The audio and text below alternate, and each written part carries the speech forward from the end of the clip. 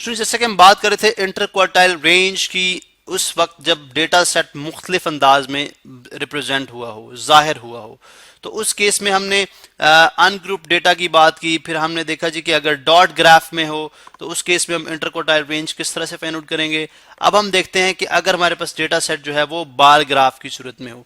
अब bar graph की सूरत में अगेन हमारे पास जो डेटा सेट में जो वैल्यूज हैं वो हमारे पास यहाँ पे गिवन होनी चाहिए। फॉर एग्जाम्पल मैं कहता हूँ जी कि 1 वाले जो हैं, 1 वाली की फ्रीक्वेंसी 7 है, तो आप 7 टाइम 1 कह दें, या इस बार ग्राफ को आप जो है वो फ्रीक्वेंसी डिस्ट्रीब्यूशन में कन्वर्ट कर लें। कंसिडर करें कि जो नंबर ऑफ गोल्स हैं, ठीक है, वो फ्रीक्वेंसीज हैं, और गेम जो है हमारे पास नंबर्स हैं, ठीक है। तो जो 1 यानी फर्स्ट गेम में कितने गोल हुए, 7, ठीक है। सेकंड गेम में कितने गोल हुए, हमारे पास जस्ट 1। थर्ड गेम में कितने गोल हुए, हमारे पास 3, ठीक है, 3। उसके बाद फोर्थ गेम में कितने स्कोर हुए, उसमें भी 3। उसके बाद फिफ्थ गेम में कितने स्कोर हुए, उसमें 5। सिक्स गेम में कितने स्कोर हुए, उसमें 3, एंड सो ऑन। उसके बाद एक तो सिंपल वे, चूंकि अभी हम ज्यादा डिटेल में नहीं जा रहे IQR के या क्वार्टाइल्स के अंदर, हम सिंपल वे में देखना चाह रहे हैं, तो उसका तरीका यह है कि आप 1 को 7 टाइम लिख लें, 2 को 1 टाइम लिख लें, 3 को 3 टाइम्स लिख लें, 4 को भी 3 टाइम्स लिख लें, 5 को 5 टाइम लिख लें, 6 को 3 टाइम्स लिख लें, and you keep on going, ठीक है। और उसके बाद आप डेटा को हाफ में डिवाइड कर दें, जो कि डेटा का सबसे पहले मीडियन फाइंड आउट कर लें, वैसी वैल्यू जो पूरे डेटा सेट को 50-50% डेटा में डिवाइड कर देगी।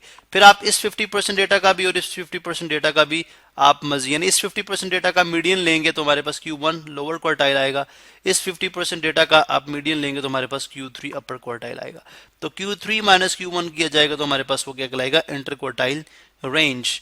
इसी तरह से अगर हमारे पास इस तरह से डेटा सेट गिवन हो फ्रीक्वेंसी की सूरत में, तो ये तो हमने ऑलरेडी इस पे बता दिया। इसके लिए हम पर्टिकुलर फार्मूला भी यूज करेंगे, जब हम डिटेल में इसको स्टडी करेंगे तो हम बाय फार्मूला मेथड भी इसको करेंगे, ठीक है, बाय फार्मूला मेथड। लेकिन इस पर्टिकुलर केस में अगर आपके पास डेटा सेट स्मॉल साइज का हो तो आप उसको जस्ट 2 की फ्रीक्वेंसी 6 है तो 2 को 6 टाइम लिखते हैं। This is the simplest way, यानी आप समझे कि इसमें जस्ट इंट्यूशन या बच्चों की तरह अगर हम इसको समझना चाहें बहुत इजी वे में, तो this could be the method.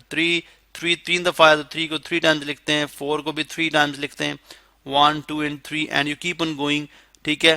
4 को भी लिखते हैं हमने, 5 को जस्ट 2 टाइम लिखना है, एंड 6 को हम भी 2 टाइम लिख देंगे। तो हमारे पास 1 2 3 4 5 6 7 8 9 10 11 12 13 14 15 16 टोटल वैल्यूज। अगर आप देखें 2 + 2 4 + 6 10 10 + 6 16, तो मीन के हाफ जो 8 एंड 9 चूंकि इवन नंबर है तो 8 एंड 9 का जो एवरेज होगी वो मीडियन कहलाएगा। वो वैल्यू जो है पूरे डेटा सेट को 50-50% में डिवाइड करेगी। फिर आप उस 50% का मीडियन फाइंड आउट करेंगे Q1, अगले 50% का मीडियन फाइंड आउट करेंगे Q3 सॉरी, इन दोनों का जो डिफरेंस होगा वो इंटर क्वार्टाइल रेंज कहलाएगा, ठीक है। हम इस तरह डेटा सेट के साथ भी डील कर सकते हैं। फिर हमारे पास आ गया एक लाइन ग्राफ की सूरत में। लाइन ग्राफ की सूरत में हमें बात जानते हैं जी कि हमारे पास कॉस्ट ऑफ इलेक्ट्रिसिटी पर किलो वाट आवर गिवन है, ठीक है। इस केस में भी हम देखते हैं जी कि 1984 के अंदर डेटा सेट की क्या वैल्यू थी, जो यानी cost of electricity per kilowatt, या पर यूनिट भी कहते हैं इसको, 1 kilowatt is equal to 1 unit, ठीक है, ये यूनिट भी होता है, ठीक है। तो लिहाजा 1 यूनिट की प्राइस जो थी 8 रुपए थी, 1986 में 1 यूनिट की प्राइस 8 ही रह रही है। एंड देन अगर आप देखें 1990 से ये फ्लक्चुएट करती है, 1990 तक ये सेम है, 1992 से ये इंक्रीज हुई, फिर उसके बाद फिर डिक्रीज एंड फिर इंक्रीज एंड फिर सेम, फिर increase and so on.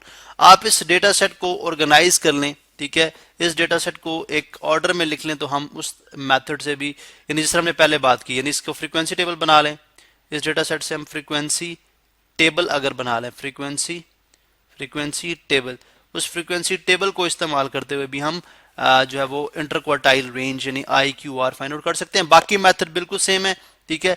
Just आपने डेटा कलेक्ट करना है, यानी जिस तरह डेटा से ग्राफ प्लॉट करते हैं तो आपने ग्राफ से वापस डेटा लेके आना है, और उस डेटा सेट को इस्तेमाल करते हुए हम जो है वो इंटर क्वार्टाइल रेंज उसी मेथड से फाइंड आउट करेंगे जिस तरह हम पहले बात कर चुके हैं।